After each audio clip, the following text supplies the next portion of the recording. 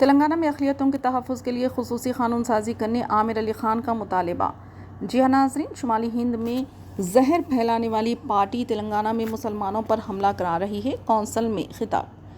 کانگریس کی رکن قانون ساز کونسل عامر علی خان نے تلنگانہ حکومت پر زور دیا کہ وہ اقلیتوں پر بڑھتے ہوئے حملوں کو روکنے کے لیے خصوصی قانون سازی کرے۔ تلنگانہ قانون ساز کونسل میں اس مسئلے کو خاص طور پر موضوع بناتے ہوئے عامر علی خان نے ریاست میں اقلیتوں کے خلاف بڑھتے ہوئے تشدد کے واقعات پر تشویش کا اظہار کیا اور ان کے حقوق کے تحفظ کے لیے فوری کارروائی کرنے کا مطالبہ کیا۔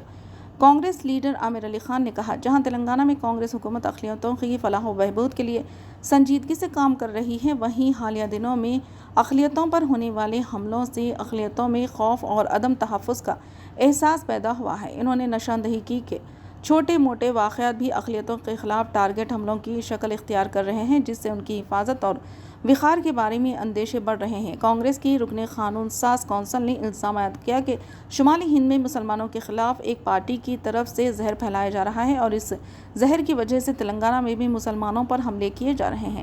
انہوں نے اس کی روک تھام کے لیے سخت ترین کارروائی کرنے کا مطالبہ بھی کیا۔ عامر علی خان نے حکومت سے مطالبہ کیا کہ SC/ST پر ہونے والے مظالم کے تدارک کے لیے جو قانون بنایا گیا ہے، اس طرز کا قانون اقلیتوں کی حفاظت کے لیے بھی بنایا جائے۔